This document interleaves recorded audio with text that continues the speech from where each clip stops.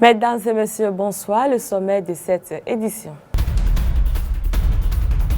La vraie rupture pour un nouveau départ, c'est l'impunité zéro.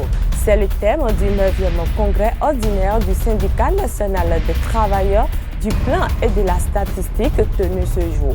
Vous aurez droit au compte rendu dans cette édition.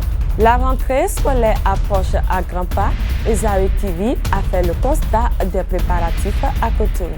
Le Mali a mis fin au rêve du Bénin avec 5 buts à 2. Dans ce journal, vous vivrez le match à travers la page sport. À nouveau, bonsoir.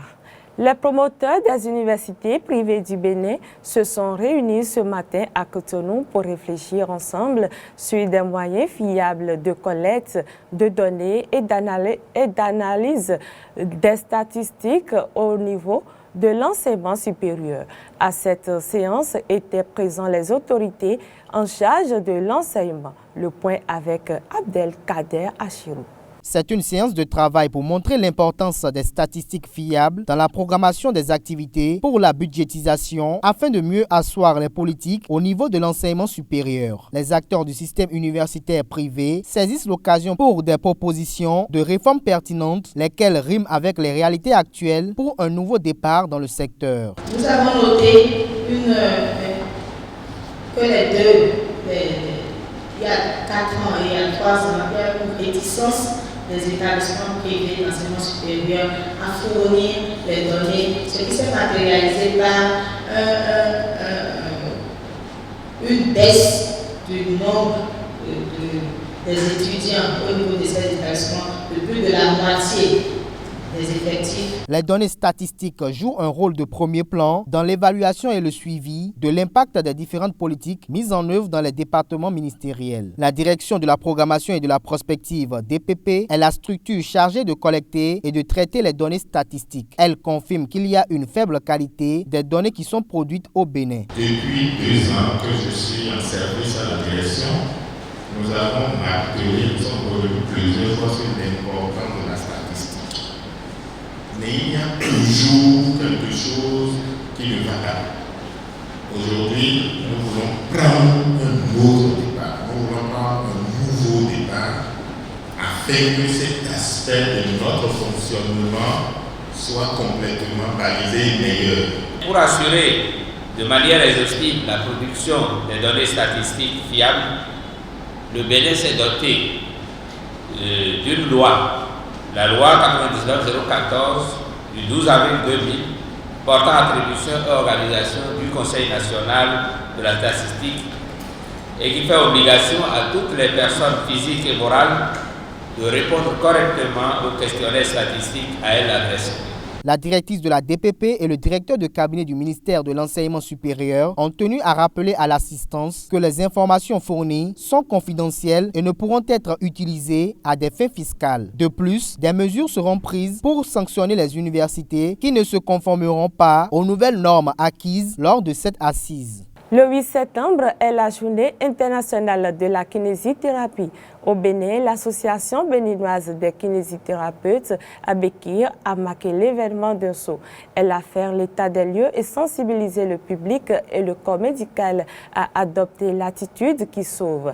Les thérapeutes ont profité de l'occasion pour interpeller le ministre de la Santé sur les défis de la spécialité. Kale Kitome pour le reportage. L'Association béninoise des kinésithérapeutes et rééducateurs a célébré ce jeudi 8 septembre la 20e journée internationale de la kinésithérapie sous le thème Kinésithérapie et vieillissement au centre universitaire de la mère de l'enfant de Cotonou. Le président de l'ABEKI a d'abord évalué la situation. Il a ensuite sensibilisé le personnel soignant et le public sur les précautions à prendre pour demeurer valide, autonome et mobile le plus longtemps possible. Il a adressé pour finir un plaidoyer aux autorités sanitaires.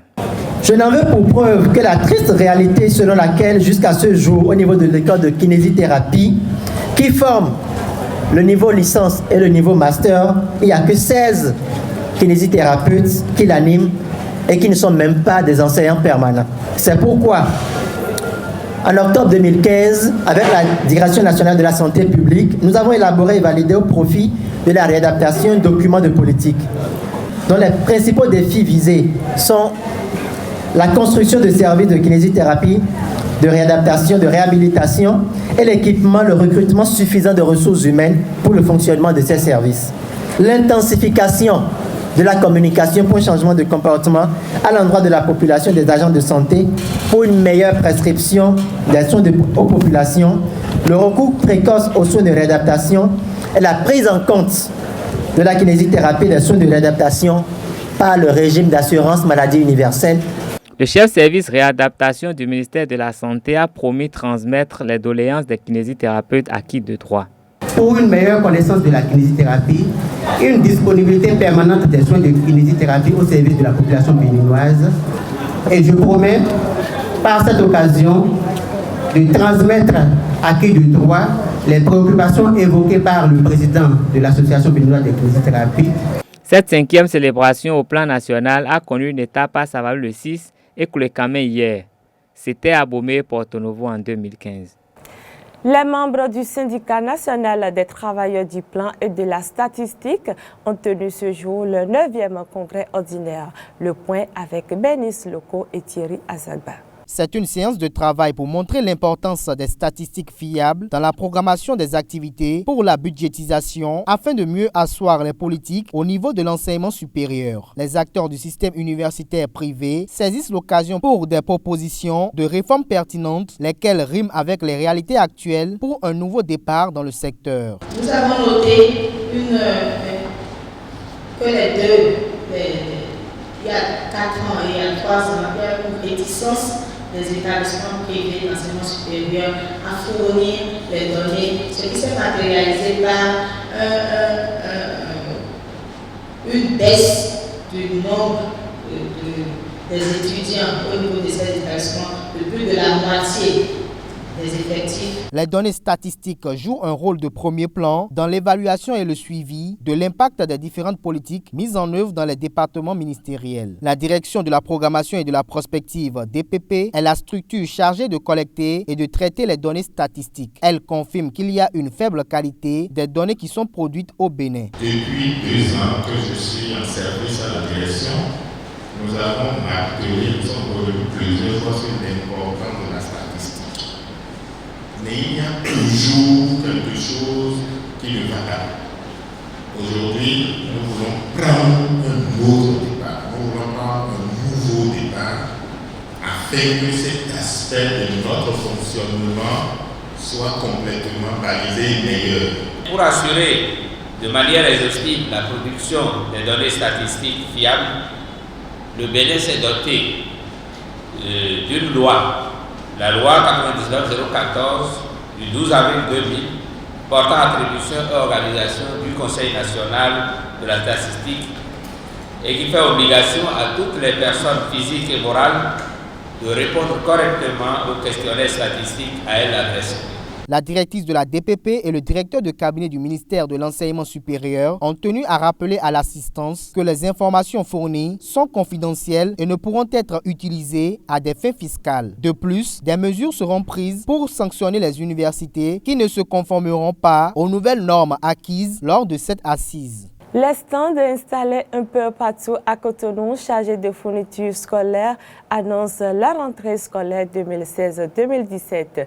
Thierry Azagba et Billy Laibi font ici le constat. Fini les vacances et bientôt la rentrée scolaire 2016-2017. Cahiers, livres, vrais dessinateurs, sacs et autres fournitures garnissent les stands de Cotonou. Élèves et parents d'élèves parlent des préparatifs.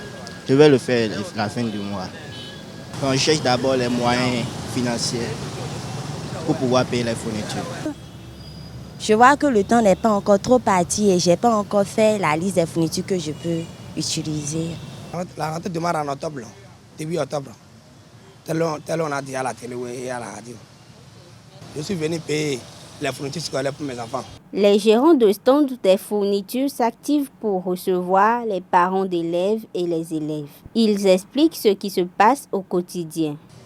Bon, pour le moment, comme c'est le début, il n'y a pas encore beaucoup d'affluence. Mais dans la journée, au fait, les parents qui viennent quand même, c'est intéressant. C'est intéressant.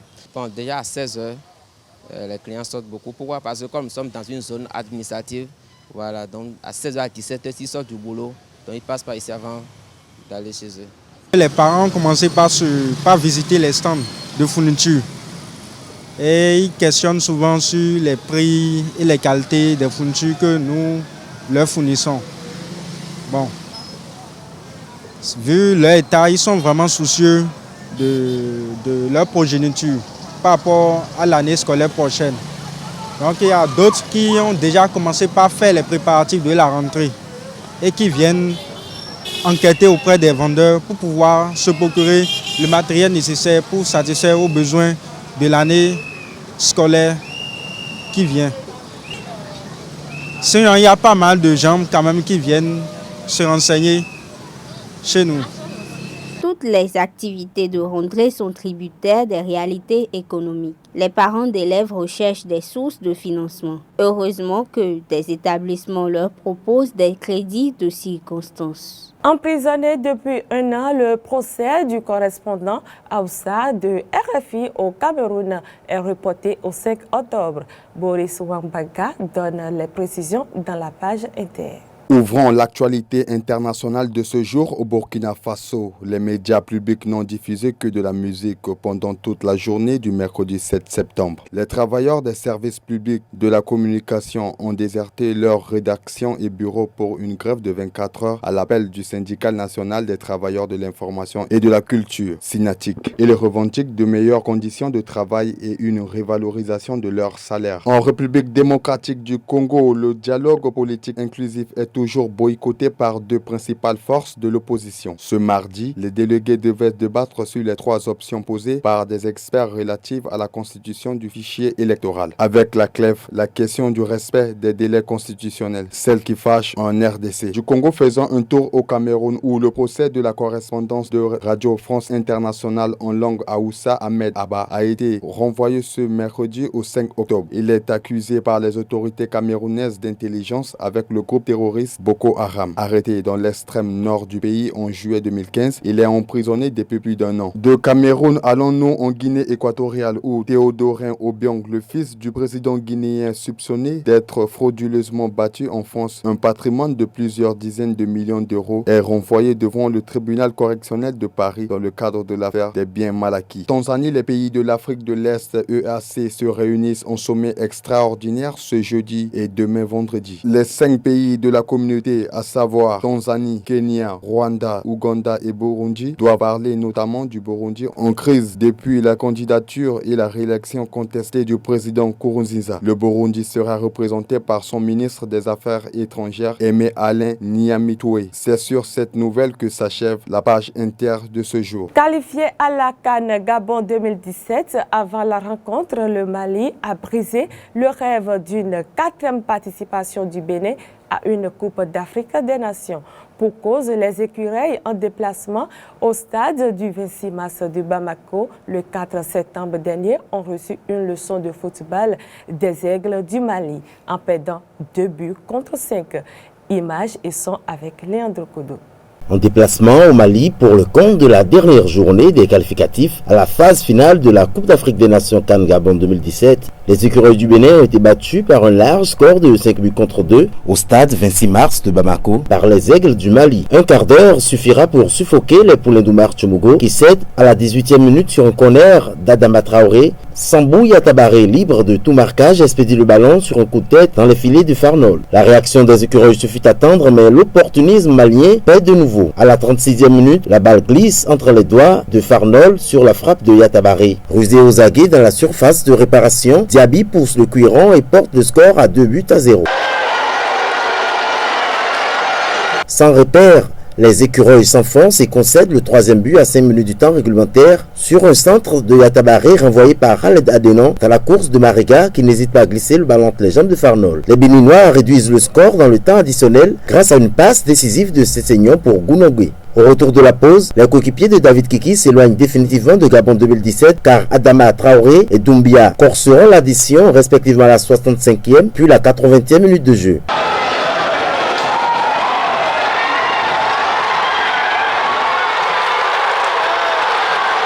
Enfin, un bon capitaine, Stéphane Sessegnon, transforme un coup de pied arrêté magistral à la fin du temps réglementaire. Le Bénin manquera une fois de plus à l'appel au nombre des 16 nations sélectionnées pour la phase finale de la CAN Gabon 2017. Absent 3 éditions successives et éliminées de toutes les compétitions officielles dans les catégories d'âge, les écureuils se terrent dans leur retranchement et ne réapparaîtront qu'à l'orée d'une nouvelle tentative de qualification. C'est la fin de cette édition. Rejoignez-nous par le simple geste en cliquant www.esaetv.com.